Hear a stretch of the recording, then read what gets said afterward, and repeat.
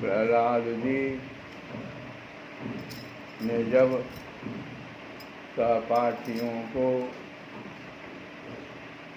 किस प्रकार से उनका नारद जी के साथ सत्संग हुआ था और फिर बच्चों को ये भी बताया कि भगवान को प्रसन्न करने के लिए ब्राह्मण, देवता या ऋषि होना,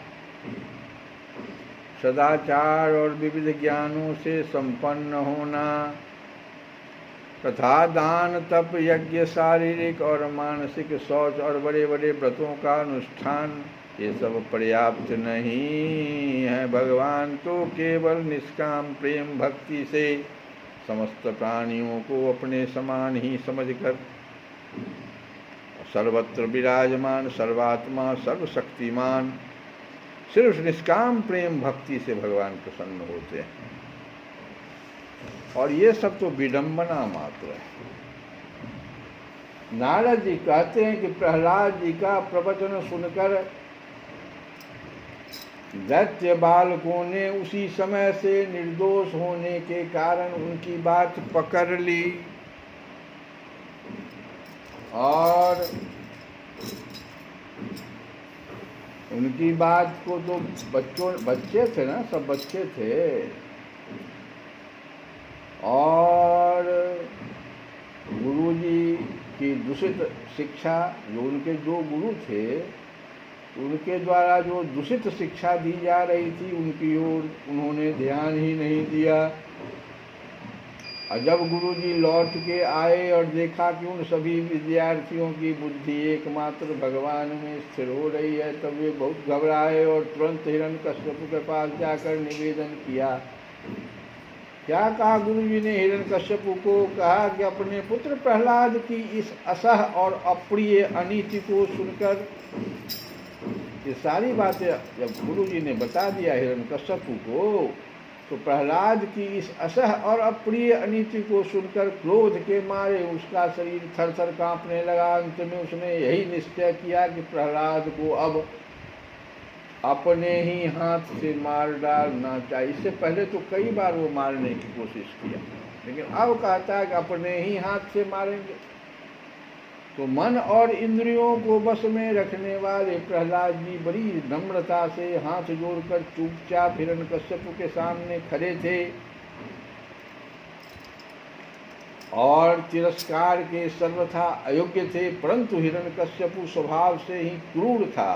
वह पैर की चोट खाए हुए सांप की तरह, सांप को अगर पैर की चोट लग जाता है ना तो सांप बहुत बिगड़ जाता है, फुफकारने लगता है। उसी तरह से वह फुफकारने लगा।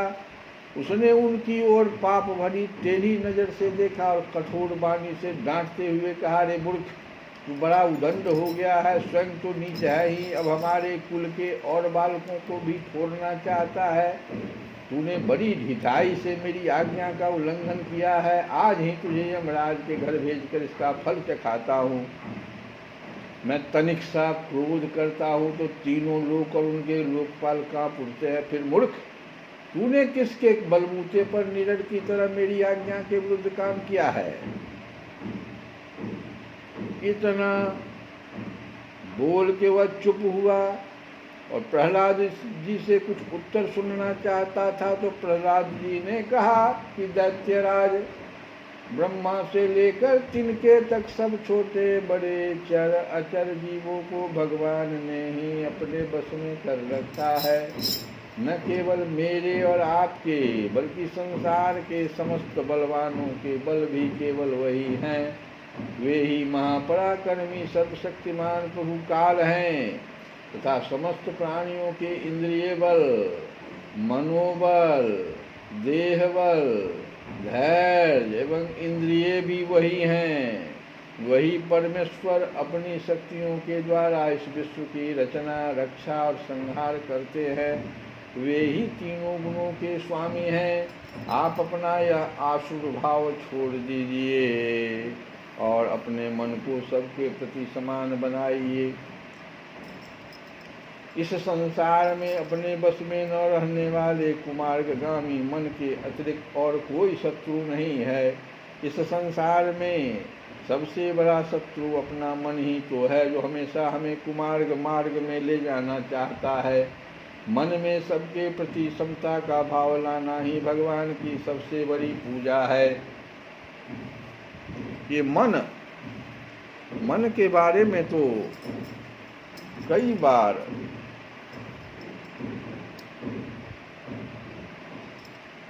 क्या कहें हम, कई बार तुलसी बाबा ने भी मन को बहुत तरह से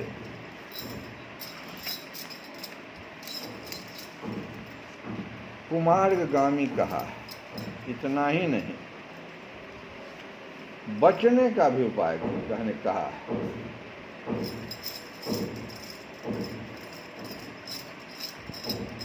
अब जैसे कहते हैं तुलसी बाबा कि मन मेरे मानहि सिख मेरी,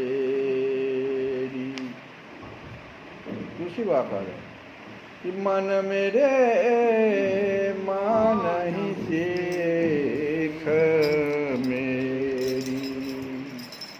हे मेरे मन, यदि तू अपने हृदय में भगवान की शक्ति चाहता है तो मेरी सीख मान। जौन निजु भगत चाहे हरि केरी, मानहि सिख मेरी। जौन निजु भगत चाहे हरि केरी, अरे मानहि सिख मेरी। मन मेरे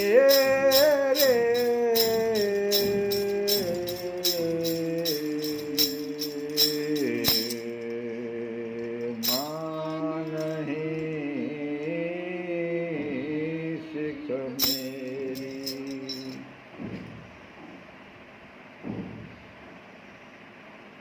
भगवान ने गर्भवास से लेकर अब तक, जब से तुम गर्भ में आया तब से लेकर अब तक तेरे ऊपर जो अपार उपकार किए हैं उनको याद कर और अहंकार छोड़कर बड़ी सावधानी से तत्पर होकर उनकी सेवा कर। कहते हैं आगे, तू सेवा के उड़ आनहि प्रभु कृत हित जेते। उड़ आनहि प्रभु कृत हित जेते, से वही तेजे अपन पहुँचे ते। दुख सुख अरु अपमान बड़ाई, सब समले कहीं विपति बिहाई। जो निजु भगति चाहे हरि केरी, अरे मन मेरे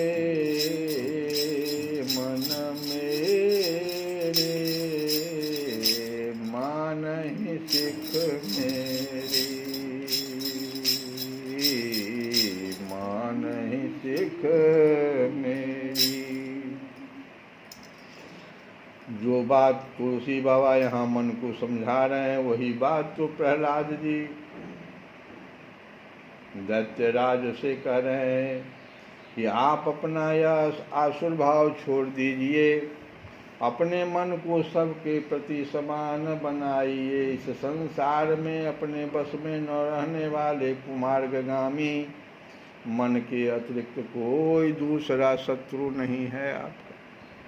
ये मन ही तो आपका सबसे बड़ा शत्रु है और इसके बस में न रहिए। मन में सबके प्रति समता का भाव लाना ही भगवान की सबसे बड़ी पूजा है। जो लोग अपना सर्वस्व लूटने वाले इन 6 इंद्रिय रूपी डाकुओं पर तो पहले विजय नहीं प्राप्त करते और ऐसा मानने लगते हैं कि हमने 10 दिशाएं जीत ली, वे मूर्ख हैं।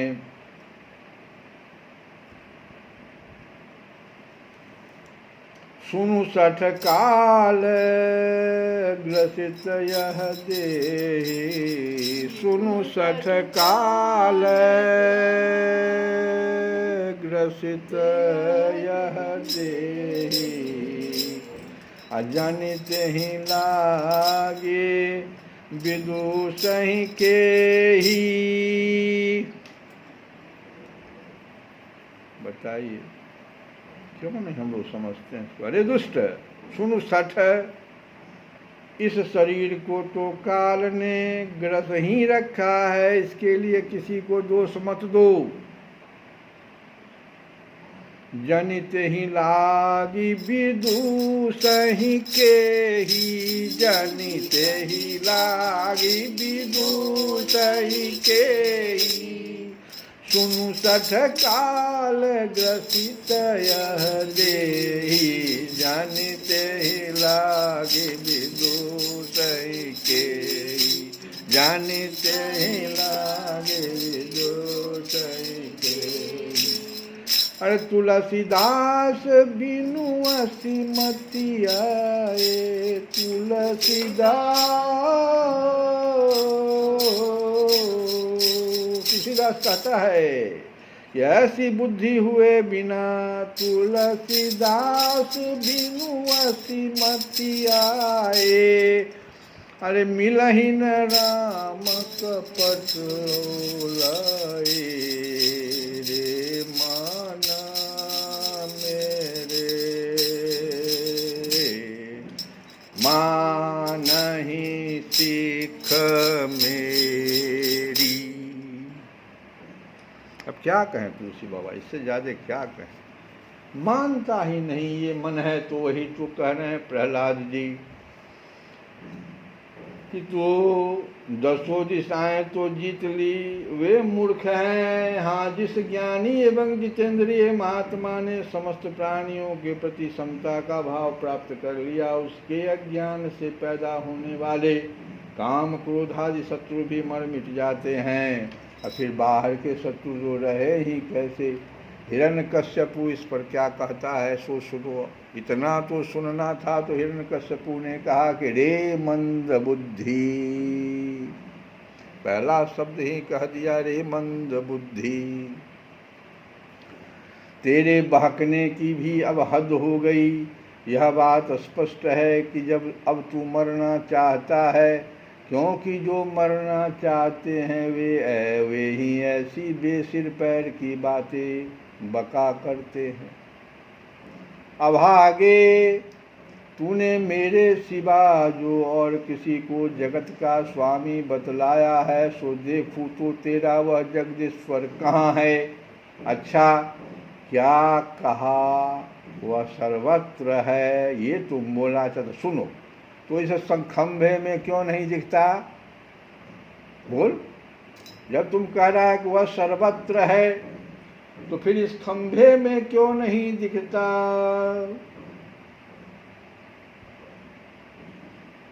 लो, अच्छा, तुझे इस खंभे में भी दिखाई देता है?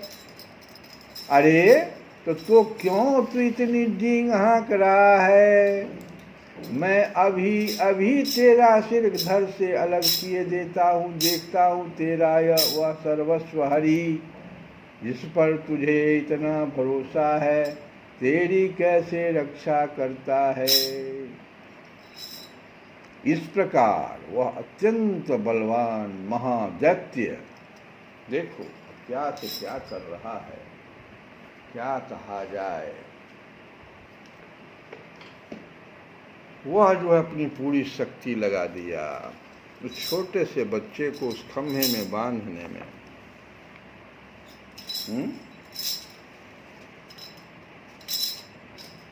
और प्रहलाद जी क्या कर रहे हैं सो देखो। वह तो उनको खंभे में बांधने की कोशिश कर रहा है, अब बार बार झिड़कियाँ देता रहा है, चला जा रहा है और सताता जा रहा है। इतना ही नहीं, क्रोध के मारे वो अपने को रोक भी नहीं सका, हाथ में खंग लेकर, तलवार जिसको कहते हैं, सिंहासन से कूद पड़ा और उस जोर से उस खंभे को पहले एक घूसा मार दिया प्रहलाद जी। लेकिन यहाँ पर भी अभी भी विनती कर रहे हैं। इतना होने के बावजूद भी एक भजन है, राजस्थान का भजन है, प्रहलाद जी क्या कहते हैं तो सुनो। कि मोहे प्यारे लगे हरि नाम,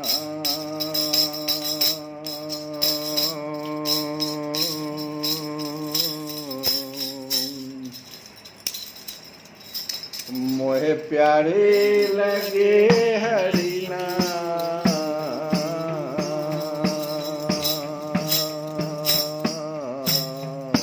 पिताजी मोहे प्यारो लगे हरि नाम, मोहे प्यारे लगे हरि नाम, पिताजी मोहे प्यारो लगे हरि, ओ मोहे प्यारो लगे। मौत सामने है, वो बच्चा क्या कह रहा है, वाह भाव देखो सुनो। कि मोहे प्यारे लगे हरि नाम, पिताजी मोहे प्यारो लगे, मोहे प्यारो लगे, मोहे प्यारो लगे।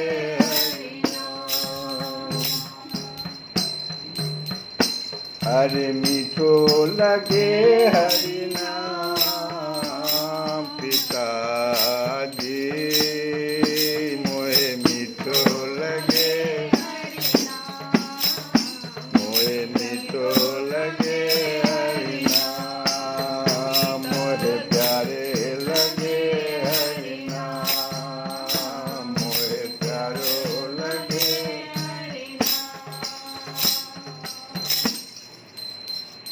अब सुनो आगे कहते हैं कि विनती कर रहे भक्त प्रहलाद पिताजी,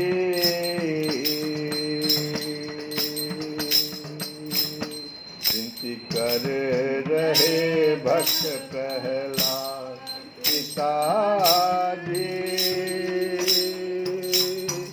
आज मोहे मत मारो पिताजी, मोहे मत मारो पिताजी, मोहे मत मारो। विनती कर रहे भक्त प्रहलाद पिताजी, आज मोहे मत मारो। विनती कर रहे प्रहलाद पिताजी, नाथ कछु दोष हमारो, नाथ न कछु दोष हमारो,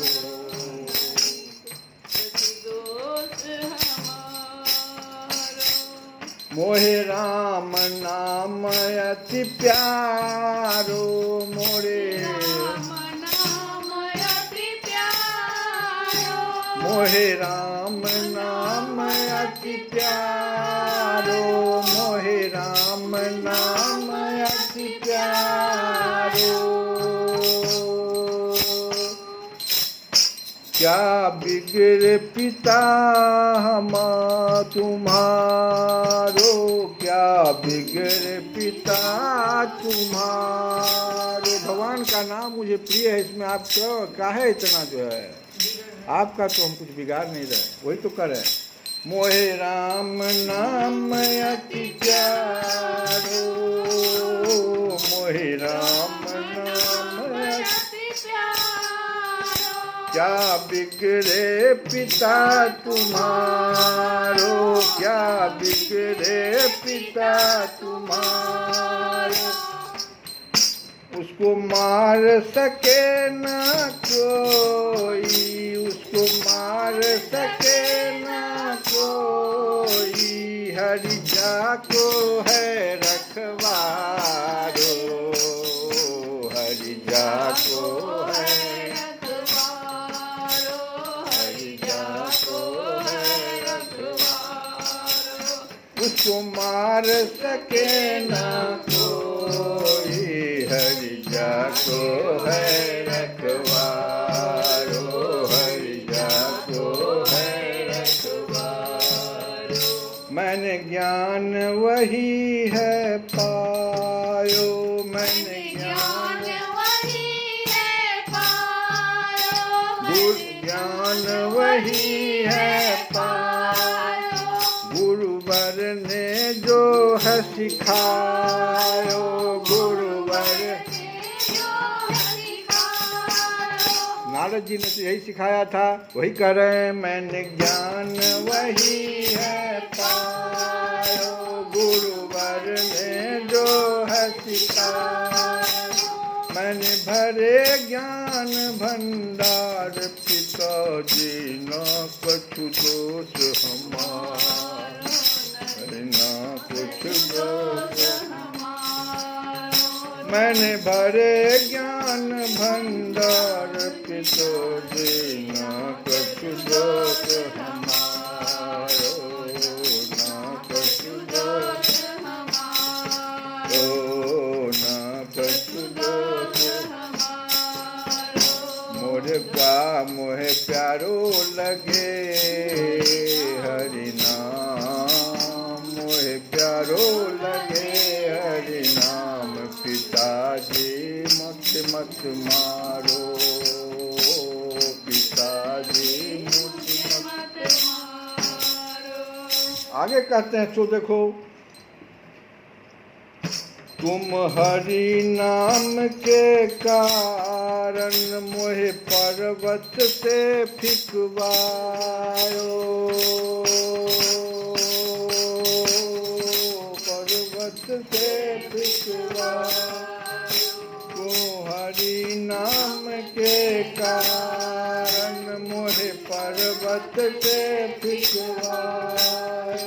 हाथी से दियो खुदवा, पिताजी ना कछु दोष हमारो, ना कछु दोष हमारो, ना कछु दोष हमारो।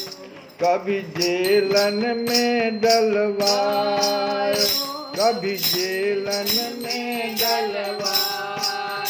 कभी सरपन से डसवायो, कभी सरपन से डसवायो। अरे मोहे जहर दिए हैं पिला, पिताजी ना कछु दोष हमारो, ना कछु दोष हमारो, ना कछु दोष हमारो। तुम्हें तरस जरा न आए, तुम्हें तरस जरा न आए। बुआ की गोद डलवाए, बुआ की गोद डलवाए। मेरी रक्षा करे भगवान, पिताजी ना कछु दोष, ना कछु दोष हमारो, ना कछु दोष हमारो। अब मोहे खम्भ से बांधो, जब मोहे खम्भ से बांधो। नाई आयो तुम आओ, नहीं आयो तुम मारो। अरे नरसिंह बन आए भगवान, नरसिंह बन आए भगवान। पिताजी जग को पालनहारो, जग को पालनहारो, जग के पालनहारो, जग के पालनहारो। अरे तेरो अंत समय है आयो, ये पाप घड़ा भर आयो। तेरो अंत समय है आयो, ये पाप घड़ा भर आयो। तेरे अब न बचेंगे प्राण पिताजी, नहीं तेरे अब ना बचेंगे प्राण पिताजी, तूने पाप बहुत है कमायो, तूने पाप बहुत है कमायो, तूने पाप बहुत है कमायो। ये कह दिया तो प्रहलाद जी ने, देखो क्या लोक भजन की सुंदरता है कि सब कुछ हम लोगों ने सुना।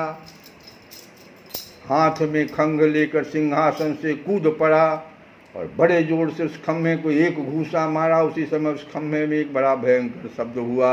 ऐसा जान पड़ा मानो यह ब्रह्मांड ही फट गया हो। वह ध्वनि जो था जब लोकपालों के लोक में पहुंचा तब उसे सुनकर ब्रह्मा जी आदि को भी ऐसा जान पड़ा मानो उनके लोकों का प्रलय हो रहा है। हिरण्यकश्यपु प्रहलाद को मार डालने के लिए बड़े जोर से झपटा था, परंतु दैत्य सेनापतियों को भी भय से कंपा देने वाले उस अद्भुत और अपूर्व घोर शब्द को सुनकर वह घबराया हुआ सा देखने लगा कि यह शब्द करने वाला कौन है, परंतु उसे सभा के भीतर कुछ भी दिखाई न पड़ा। इसी समय अपने सेवक प्रहलाद और ब्रह्मा की वाणी सत्य करने और समस्त पदार्थों में अपनी व्यापकता दिखाने के लिए सभा के भीतर उसी खम्भे में बड़ा ही विचित्र रूप धारण करके भगवान प्रकट हुए। वह रूप न तो पूरा पूरा सिंह का ही था और न मनुष्य का ही। जिस समय हिरण्यकश्यपु शब्द करने वालों की इधर उधर खोज कर रहा था, उसी समय खम्भे के भीतर से निकलते हुए उस अद्भुत प्राणी को उसने देखा। वह सोचने लगा, हो यह तो न तो मनुष्य है और न पशु, फिर यह नृसिंह के रूप में कौन सा अलौकिक जीव है। जिस समय हिरण्यकश्यपु इस उधेर बुन में लगा हुआ था, उसी समय उसके बिल्कुल सामने ही नृसिंह भगवान खड़े हो गए। उनका वह रूप अत्यधिक भयावना था। तपाए हुए सोने के समान पीली पीली भयानक आंखें थी। जम्हाई लेने से गर्दन के बाल इधर उधर लहरा रहे थे।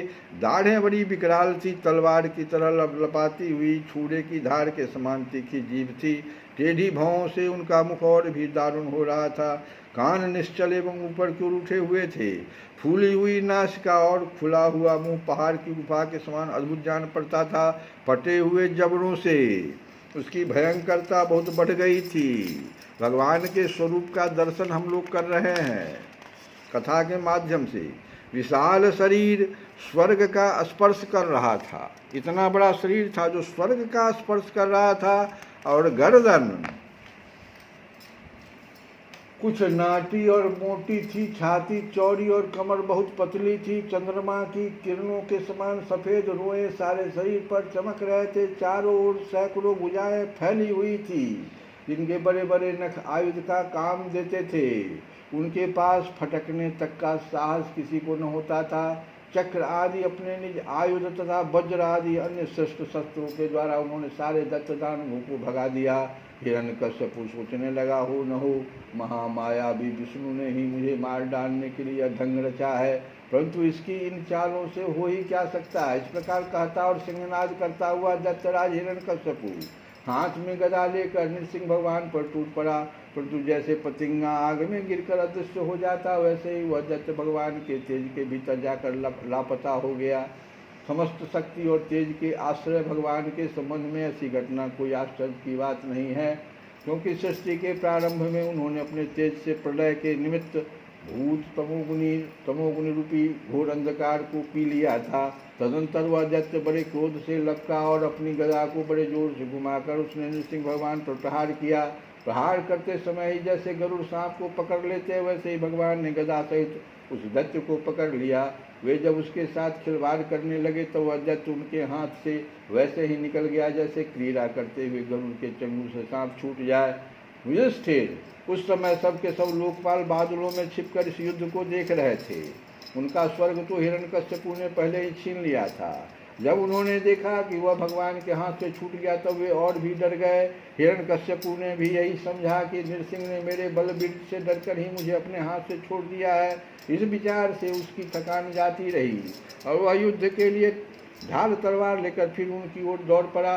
उस समय वह बाज की तरह बड़े वेग से ऊपर नीचे उछल कूद कर इस प्रकार ढाल तलवार के पैतरे बदलने लगा कि जिससे उस पर आक्रमण करने का अवसर ही न मिले। तब भगवान ने बड़े ऊंचे स्वर से प्रचंड और भयंकर ठास किया, जिससे हिरण्यकश्यपु की आंखें बंद हो गई। फिर बड़े वेग से झपट कर भगवान ने उसे वैसे ही पकड़ लिया जैसे सांप चूहे को पकड़ लेता है। जिस हिरण्यकश्यपु के चमड़े पर वज्र की चोट से भी खरोच नहीं आई थी, वही अब उनके पंजे से निकलने के लिए जोर से छटपटा रहा था। भगवान ने सभा के दरवाजे पर ले जाकर उसे अपनी जांघों पर गिरा लिया और खेल खेल में अपने नखों से उसे उसी प्रकार फाड़ डाला जैसे गरुड़ महाविषधर सांप को चीर डालते हैं। हम तो पहले ही कह दिए थे कि प्रहलाद जी ने स्पष्ट कह दिया कि तेरे पाप ने ही तुझे दस डाला। श्री राम जय राम जय जय राम, श्री राम जय राम श्री राम जय राम जय जय राम, श्री राम जय राम जय जय राम, श्री राम जय राम जय जय राम, श्री राम जय राम जय जय, श्री राम जय राम जय जय राम, श्री राम जय राम जय जय राम, ओ श्री राम जय राम जय जय राम, श्री राम जय राम जय जय राम, श्री राम जय राम जय जय राम, श्री राम जय राम जय जय राम। बोलिए नृसिंह भगवान की जय। श्री कृष्ण गोविंद हरे मुरारे, हे नाथ नारायण